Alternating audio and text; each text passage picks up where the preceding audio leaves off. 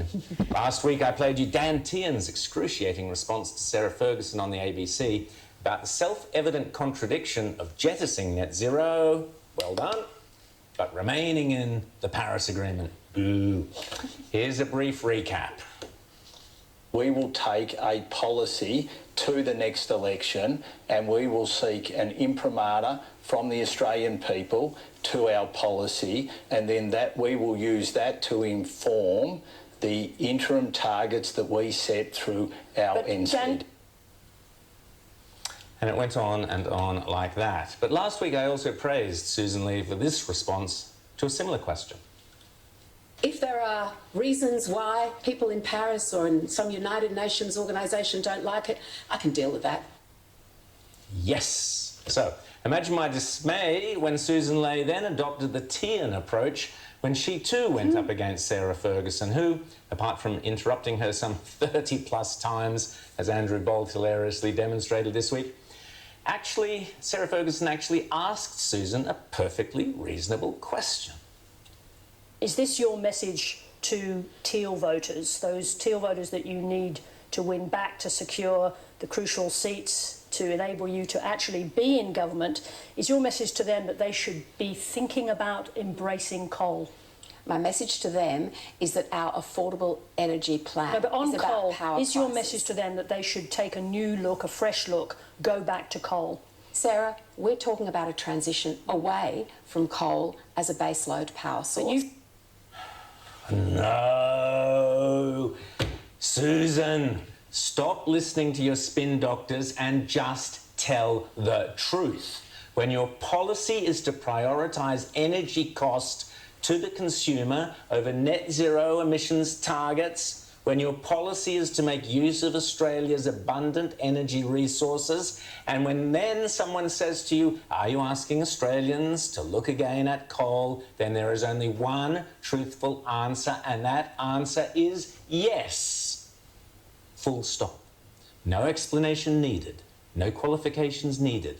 Of course you are asking Australians to look again at coal. This is coal. Don't be frightened of it. Remember the famous words of Scott Morrison. Australians will trust you if you tell the unvarnished truth. Stop trying to win your opponents over. Stop trying to appease the crocodile. Stare it down. That's what leaders do. Simply say yes and leave it at that. People respect honesty. Sadly, things got even worse when Susan Lee popped up on another ABC show where she was quizzed about, here we go again, the science. I've heard you say before that you do believe in the science behind climate change, yes? Absolutely.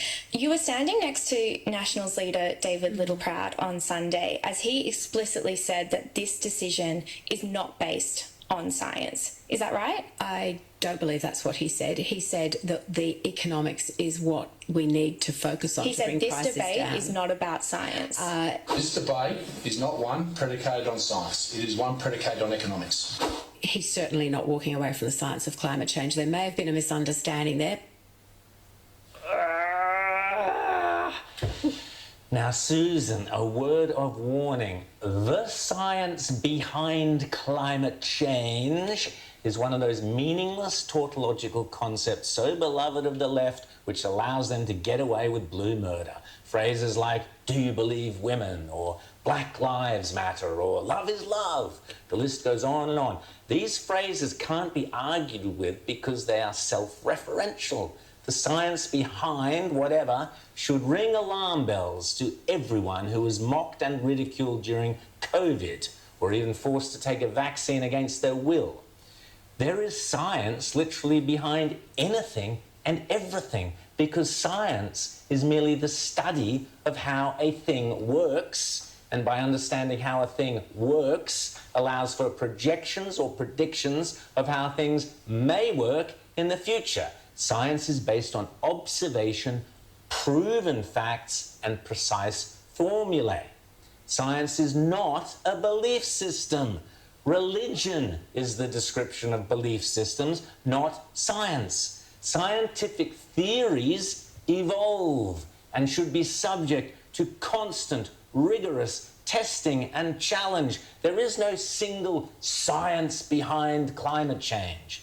There is a scientific hypothesis behind global warming called the greenhouse effect. Beyond that, there is a plethora of theories, models, projections, and likelihoods based on modelling, which is based on inputs and based on assumptions which may or may not be right or wrong.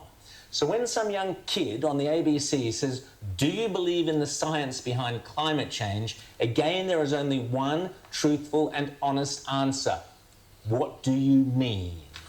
So, for example, if the interviewer smugly says, "Well, the science tells us renewables are the cheapest form of energy," a very easy response is, "And science also tells us that asbestos is absolutely deadly, and science tells us that we should immediately replace all the Chinese windmills containing asbestos, or even better, the science suggests we should immediately halt the import of all Chinese windmills because they may, we now learn, contain asbestos. And this will cost the taxpayer a fortune, money we don't actually have, not to mention, as the science also tells us, that the asbestos and or poisonous glues in or on unknown number of Chinese wind towers and wind tower blades can pollute our canola paddocks, our wheat, our barley, our oats, and even affect paddocks where our sheep and cattle are." That's the science. So no, the science is clear. If your so-called renewable machinery has parts riddled with asbestos, I doubt it is either the cheapest or the safest form of energy.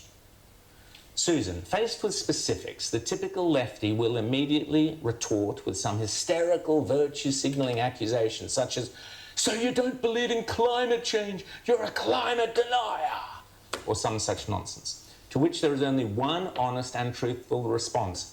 "I believe in dramatically reducing the cost of electricity to Australian homes. Full stop. That is our energy policy, and I'm more than happy to answer any questions about it."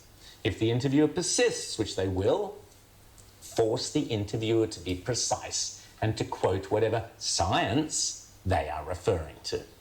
The beauty of the phrase climate change, as Donald Trump has pointed out, is it basically refers to anything you want it to. So, for example, I can choose to accept or not accept the scientific hypothesis that the planet has warmed over the last century, but that hypothesis may have nothing whatsoever to do with, or everything to do with, the theory of anthropogenic global warming. But there are any number of other scientific theories you could also look to support that or other observations. That's the point of science. Competing theories based on pinpoint accuracy, not vague, bland, feel-good generalizations. Define precisely what you are talking about, which the left never can, because everything the left does is based on emotion, dogma, ideology, and smug self-righteousness. I fervently want the coalition to win the next federal election. The damage being done by Labor on so many fronts is literally destroying the Australia we all loved and grew up in before our very eyes. The landscape is being torn asunder. Our cities are being flooded with people who do not necessarily share our values and in many instances have no desire or need to assimilate. But the left are as cunning as rattlesnakes and just as deadly. The last election was a farce. Labor simply lied its way back into power, Medicare being only one of those disgraceful lies. The coalition needs to immediately put in the hard yards to have an answer to every one of those ABC catch-all questions, and those answers must be honest and truthful. Groceries, can't find a home, and don't feel safe walking down their own street? They're not looking for lectures on equity or social justice. They're looking for real results. And in California, of all places, Chad Bianco may be the one to deliver. So I sat down with the sheriff this week to understand his rise in the polls and what California voters really have to say. Sheriff, thank you so much for taking some time with us. We're excited to talk to you. In recent statewide polling here in California, you are actually leading a very crowded field in the race for governor. You are even leading some very well-known, pretty big name Democrats. So what do you think it is that you've been able to communicate to the people here in California that has really resonated? I think the big thing is everyone knows I'm doing this for Californians. This is not for a political party, it's not for an agenda, it's not for my own personal agenda. It's Californians. We've been ignored and abused for so long by the Democrats in California, that people are just tired of it. And I think we're finally seeing that rise up of saying enough is enough. Well, obviously, you're a sheriff. You believe in law enforcement. You believe in tough on crime policies. And you're kind of trying to connect your background in law enforcement with a lot of the voter frustration right here in this state. Homelessness, public disorder, quality of life issues. Yeah, I've done 32 years now of strapping on a gun and a badge every day to go make everyone else's life better every single day. And I think that's what they're seeing. It's like, hey, we can look for a sheriff to make our lives better here. Public safety is always at the top of everyone's poll when it comes to biggest concerns of a state or a community. And that it should be. It doesn't matter if cost of living was lowered if we're not safe going outside. So everyone, including Democrats, want their kids safe, want their businesses safe and open, the homeless issue fixed and solved. It really comes down to leadership. It's, do people believe that you are the leader that they need to move the needle forward? With law enforcement, I don't want to say I'm any better than anyone else, but 32 years of on-the-job training of solving everyone else's emergencies. That's really what my life has been, is 911 calls are someone's emergency, gather the information you can, fix it, and move on to the next emergency. And then as I promote, especially into this position now, I'm just responsible for more. So I don't get flustered, I don't get, nothing scares me. It's, you find a problem, you address it, you figure out what the solution is going to be, and then you just do it. And that's what leadership is. It takes leadership to be able to do that. You've been very critical of the current leadership here in California. So give me your biggest criticisms of and critiques of the current governor, Gavin Newsom. Yeah, he's not a leader. He is an absolute failed leader. The number one attribute of a leader is you have to care more about other people than you care about yourself. And it's not a secret to anyone on any side of the political spectrum. Governor Newsom doesn't care about anyone other than Gavin Newsom. And then when you have a supermajority of Democrats that run the state, there's no leadership even needed. It's just you do whatever you want and everybody goes along with it. It's groupthink. It's acting in a vacuum, and that leadership is void. So whenever you are out and about, you're obviously traveling all over this state. What is it that you hear the most from people? Do you hear from people who are just fed up? They're tired of being lied to. They're tired of not knowing who to believe or having anyone to believe. But the overarching theme is no one wants to move. California is perfect. And for those of you in other states, and I appreciate your states and everything else, but we have everything that every other state has, and more so. And the only thing that is ruining our state is its politics. And it's been decades in the making, and it's been an experiment. It's unfortunately been a social experiment that has failed. And people have said, they're saying now, we've had enough. This love affair with criminals that our current government has in this state, it has to stop. It has to end. And crime has to be a crime. People have to be held accountable. And that's what we're hearing on the campaign trail is, I don't want to move. I don't want my kids to move. And something has to change to keep us here.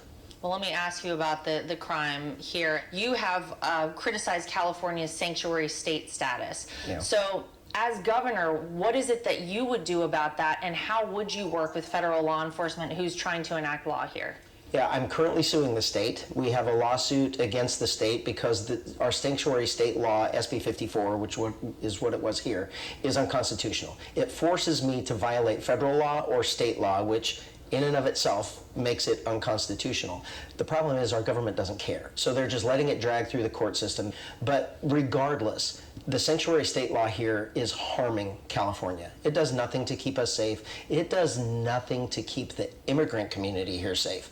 It is nothing, it was meant nothing except to keep criminals from being deported. Local law enforcement has to be able to work hand in hand with our federal government partners. And other than this, we do, and we have great relationships, and that's how we keep people safe. When we have the mayor of LA and when we have our governor telling people to get in the faces of law enforcement and rise up and stand up and fight, you know what that is doing. They are purposely calling for those people to create violence, and it is a political way of getting their way, and it is absolutely wrong. And voters need to be so frustrated and demand better to make our politicians stop doing it. Well, you talked about a lawsuit that you currently have underway. California Republicans are currently suing over Proposition 50. This is the new congressional map, and they're alleging that it's unconstitutional. So do you feel like the current political rules here are rigged for the Democrats? Yeah, it's completely rigged. Our election process has been rigged to keep the Democrat Party in power, honestly, since the 60s.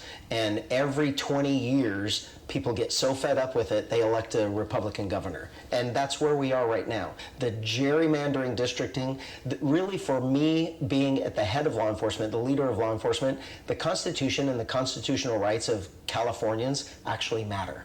And our current government, they despise both the state constitution and the federal constitution. So this gerrymandering of this election to keep them in power, it made no sense. We know that there was a lot of dishonesty in the advertising. I think it's going to backfire on what they did here, because it's one more nail in the coffin of we're tired of being lied to. Thank you for watching Lundov News. Please support the Common Law Court and its effort to bring peace and harmony among the community. Your donation will be greatly appreciated. Thank you again.